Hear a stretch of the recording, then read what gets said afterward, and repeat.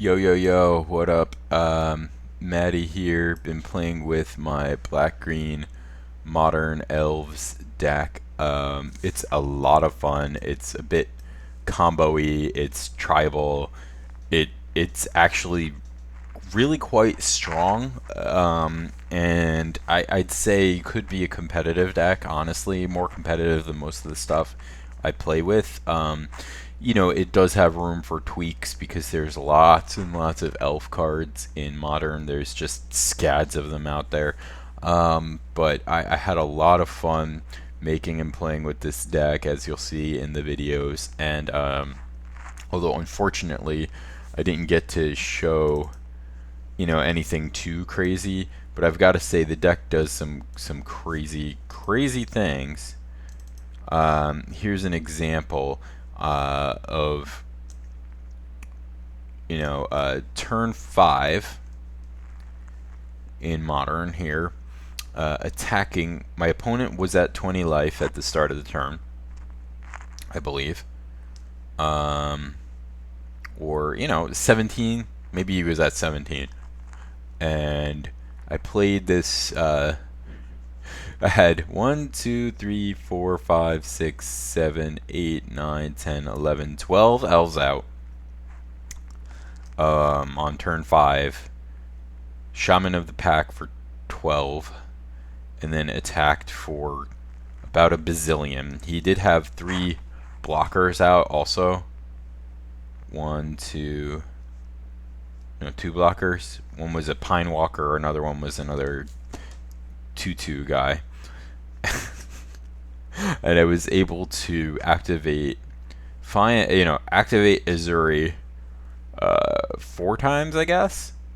Is that how many times it would take to do this? 3 or 4? Anyway, enough to attack my opponent to negative 107. So the deck does some crazy shit. It really does. It's a fun thing to play. Here's how the deck works, right? So over here we have 19 lands, right? Nykthos being a star key player here. So in a deck with 19 lands and a lot of green mana symbols, pretty tricky to play a colorless land, but a lot of our dudes produce mana, which is why you're able to get away with such a low land count. I feel like it's the right number. I've got all these fetches here because you really don't want to flood. And also you want to make sure you have at least 1 black mana source for Shaman of the Pack and your sideboard cards, right? So I've recently Arielax played with a green splashing white version of this, and I felt like he was really missing the boat by not having Shaman of the Pack in the deck, especially, and not having Chord of Calling, because that's Chord of Calling is like insane in this deck. He played multiple Azuris with trying to get it by Collected Company and Elvish Visionary by just kind of like drawing it. And I think this is a much more reliable shell. Plus, having Chord enables you to have a little utility package, right? So here's what the other cards do. It's just screaming with synergy. So these are dudes. Elvish Visionary and Dwynen's Lead are just generic dudes. Now, Visionary obviously draws you further into the deck, gives you more ammo when you're going off. Dwynen's Elite is 2 dudes for the price of 1, and in elf terms, it's really something special, especially because we have 5 lords in here. So 2 mana for a 3/3 and a 2/2 is quite strong. And plus, if you have this, it's mana neutral with Heritage Druid. So Heritage Druid is really the engine card, one of the bigger engine cards in Elves, and these are like 5.5 tickets each at least, which is why I only have 2 of them right now. I would play 4 if I had them. Not sure what else I would trim on, but I would trim something to get the other 2 in there, because it's really powerful and it works really well with Dwynen's Elite, and works really well with Nettle Sentinel, because then every time you play another dude, your Nettle Sentinel on taps. If you ever got 3 in play, you could really go berserk. you know, by just chaining dudes, making more mana. So these are your dude engines. This is mana. You got 17 things that technically make mana. I mean, Nettle Sentinel is more of just a dude. Maybe he should just go, or she should go in that pile there. That is a she, sorry. But okay, so we've got 14 dudes who basically just make mana. You know, Archdruid, though, in addition to making just insane, ludicrous amounts of mana, pumps your whole team. This card is obscenely good. Love this card. You know, had a standard deck with Crater Hoof Behemoth with Endless, and you know, you would just play a bunch of elves and then Crater Hoof and hoof, there it is. And that would end the game in short order. So these dudes all make mana, which is good because you can keep one-landers. One-landers are actually good because you can dump a lot of dudes. That means you have more action. Now, this is a package of utility. We'll get back to that in a second. These are the cards on the right that actually do stuff. So your win conditions, Shaman of the Pack, you know, you can pretty easily get a dozen elves out and just, you know, really drop your opponent's life total. This is like Lava Axe plus big time.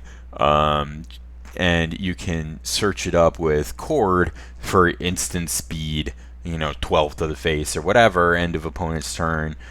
Pass back, attack them, kill them, right? Finish them off with your little... So you can win with just regular elf beatdown, especially pumped by Archdruid or the 5th Lord here, Imperious Perfect. You know, have never actually activated the ability on this. It's there. It's something you could do if you end up in a grindy match, but usually when you have an... you know, Lords out, you're probably just going to win anyway by... attacking for damage. Azuri is just ludicrous. Overrun is a really powerful effect always, and when you strap Overrun to a dude, you know, that Overrun that can be activated more than once, and you give him things like a mana cannon, Azuri will just like bukkake all over your opponent's face. I mean, sorry, I probably shouldn't have said that, but he's just obscene. He's like a elf porn star. No, he's just crushing. So we can get Azuri with Court of Calling. We can collect a company into him. We can collect a company into the Shaman of the Pack. We can collect a company into Dwynen's Elite and then Shaman of the Pack, which is pretty fun, like we do in Standard. Court of Calling also searches up Rexage, you know, so you have an instant speed, you know, naturalize effect, which is always nice. So just, you know, I was playing against a deck that had Worship, so this helped me kill that deck. You know, there's a lot of things that would be pretty hard to beat in Snaring Bridge, you know, stuff like that. You can definitely get the Rexage and finish your opponent that way. Dismember, just in case there's something that, you know, like is really hard for you to beat. This is one way to kill that creature. What's it called? The thing that only lets you cast one spell a turn. There's a few things that'll help you get through. So Nissa's Chosen. So one Nissa's Chosen, one Nissa's Ravine. So online, there's a lot of burn decks, right? And so you want some kind of... I mean, I think even main deck, it's worth it to have a hoser of burn. So Nissa, I think, is underplayed, you know, because there's so many other ways to win in an elf deck. But you can actually win with this, too. Meanwhile, if you're living long enough to get it to ultimate, you've probably won already. But... you know, so you can just search up your chosen dude for value, who's a good blocker as a 2/3. You know, often he's a 3/4, which is pretty sweet. And then next turn, dump a bunch of dudes and gain just insane amounts of life. You can gain 12, 14 life pretty, you know, nonchalant, and that'll keep you alive long enough to really go cuckoo.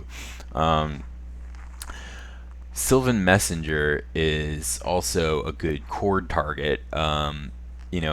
So tap out all your dudes, chord for this, draw more dudes, done that. A lot of plays in this deck. It's just a lot of moving parts.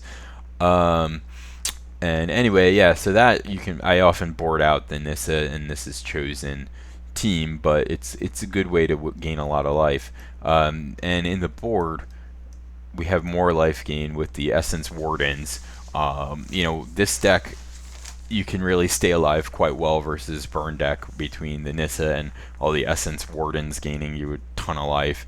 Got a couple hand disruption spells in case we're playing against some kind of combo or control deck. Um, get rid of opponent's wrath. In some kind of small creature mirror, I figured why not have Plague Wind in the sideboard. Second Dismember in case it's some kind of hate bear or something that you really need to get rid of to win, and a couple more Rex Sages against affinity or enchantment style decks.